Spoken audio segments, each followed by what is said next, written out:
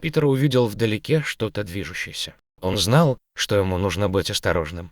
Поступали сообщения о хищниках в этом районе. Питер подошел ближе, чтобы посмотреть, тот ли это медведь, которого он искал. Затем его внимание привлекло кое-что еще. Он увидел черного медведя, но медведь нес ребенка.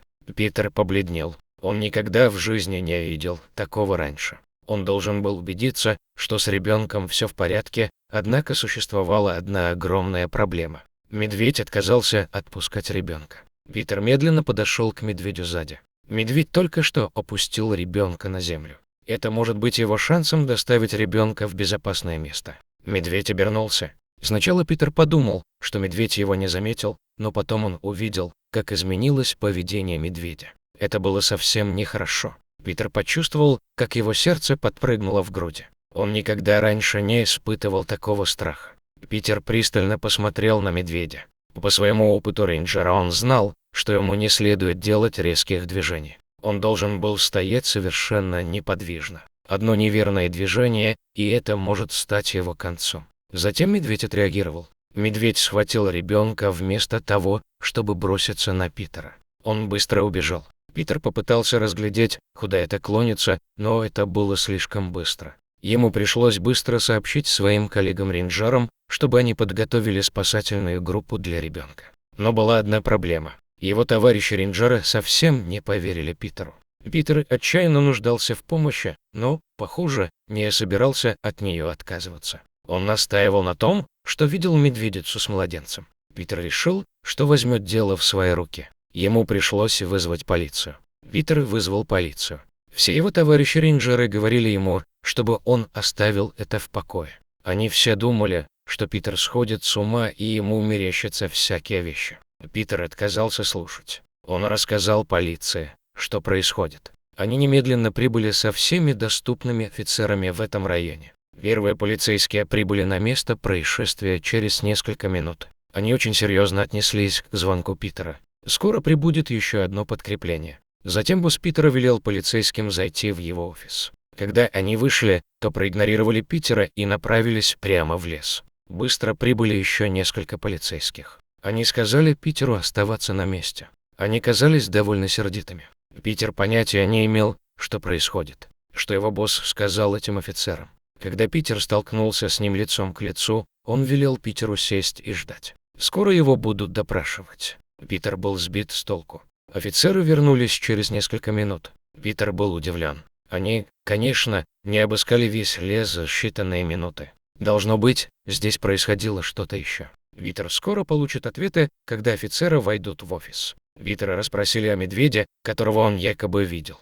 Они также спросили его о ребенке. Питер знал, что он видел, и, казалось, никто не воспринимал его всерьез. Он должен был докопаться до сути этого. Полиция сказала Питеру, что они скоро уедут и что они не находят это смешным. Питер не выдержал. Питеру было запрещено покидать офис, а его босс все еще хотел с ним поговорить. Он стал по-настоящему эмоциональным из-за всего того стресса, который он испытывал. Питер разрыдался. Он потребовал от своего босса, чтобы они пошли искать ребенка. Но было кое-что еще, что потрясло бы Питера еще больше. Питер был отстранен от работы. Его босс сказал ему, что он больше не может работать рейнджером. Питер действительно чувствовал, что весь мир был против него. Его босс и коллеги-рейнджеры верили, что с Питером происходит что-то действительно ужасное, что он видел вещи из-за травмирующих событий в своей жизни. Затем они попытались уговорить Питера пойти на терапию. Он только что потерял своего ребенка вместе со своей женой. Вот почему ему никто не поверил. Они думали, что эта травма все еще свежа и что он вообразил медведицу со своим собственным ребенком. Питер все сказал им, что это не так. И тогда у него появился план. Он разберется во всем этом сам. Питер решил, что пойдет в лес ранним утром. Он подошел к своему лучшему другу Якобу, коллеге рейнджера. Он был удивлен, увидев Питера. Он слышал, что произошло. Питер объяснил ему всю историю. Питер продолжал что-то бормотать о ребенке и медведе по дороге в лес. Якоб продолжал думать, что Питер окончательно сошел с ума. Он чувствовал необходимость позвать на помощь, но что-то удерживало его от этого. Когда они наконец добрались до того места, где Питер видел медведя, Якоб кое-что заметил. Якоб заметил вдалеке какие-то следы. Он был мгновенно заинтригован тем, что обнаружил. Он слышал о медведях, обитающих в этом районе. Но это определенно было что-то большее, чем обычно. Они действительно нашли следы черного медведя. Якоб начал верить, что Питер, по крайней мере, видел медведя. Он все еще сомневался насчет ребенка, наконец он замечает ребенка. Питер быстро бежит к малышу, который на первый взгляд кажется невредимым. Питер испытывает облегчение и гордость, но затем он понимает, что должен выбраться из пещеры как можно быстрее. У него нет времени, чтобы тратить его впустую. Он слышит шум вдалеке. Питер понимает, что медведь возвращается. Он быстро выключает свой свет. Он слышит, как медведь ходит по пещере. Питер думает, что медведь понимает, что ребенок пропал. Затем ребенок внезапно начинает плакать. Питер пытается успокоить малыша, но уже слишком поздно. Питер понимает, что медведь заметил его. Когда он включает свет, он смотрит медведю прямо в лицо. Медведь согнал Питера в угол. Питер все еще держит ребенка на руках. Медведь, кажется, очень осторожно приближается к Питеру. Затем Питер слышит еще какие-то звуки. Ни с того ни с сего медведь, кажется, засыпает. Питер понимает, что медведь был ранен какими-то успокоительными дротиками. Затем он слышит вокруг себя множество звуков. Не осознавая этого, еще больше рейнджеров побежали внутрь пещеры, чтобы спасти Питера. Якоб позвонил им прямо перед тем, как они отправились в лес. Но они еще не закончили. Они все еще понятия не имели, откуда были родители ребенка. Полиция не сообщала ни о каком пропавшем ребенке. Рейнджеры доставили ребенка в ближайшую больницу с помощью полиции. Питер получил свои извинения, но он был полон решимости докопаться до сути этой тайны. Скоро они все раскроют, ребенка осмотрели в больнице. Сразу по прибытии группа врачей забрала ребенка для осмотра. Питер отказывался выпускать ребенка из поля зрения. Полиция разрешила Питеру остаться с ребенком. Они также взяли образец, чтобы идентифицировать ребенка.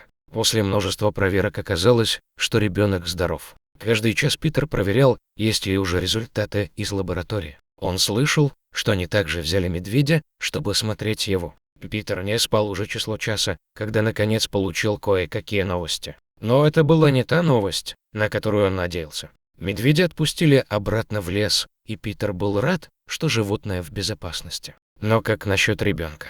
Никто этого не искал. Питер почувствовал отчаяние. Его жена тоже приехала и уговаривала его отдохнуть. Затем капитан полиции вызвал Питера в кабинет. Они определили, что медведь спас ребенка в безопасности. Он был хорошо накормлен, и ребенку не было причинено никакого вреда. Они также выяснили кое-что еще. Пришли результаты анализа.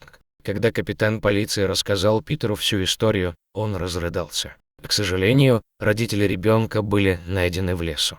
Очевидно, они попали в автомобильную аварию со смертельным исходом. После аварии медведь забрал ребенка к себе. Они также не смогли найти ни одной семьи. Питер не знал, на что смотреть. Затем он посмотрел на свою жену, и они оба поняли, что нужно было сделать. В конце концов, они усыновили ребенка и воспитали его как своего собственного. Питер и его жена никогда в жизни не были так счастливы. Питер снова получил свою работу рейнджера и почувствовал себя на вершине мира. В конце концов, его сын тоже стал рейнджером, как и его отец.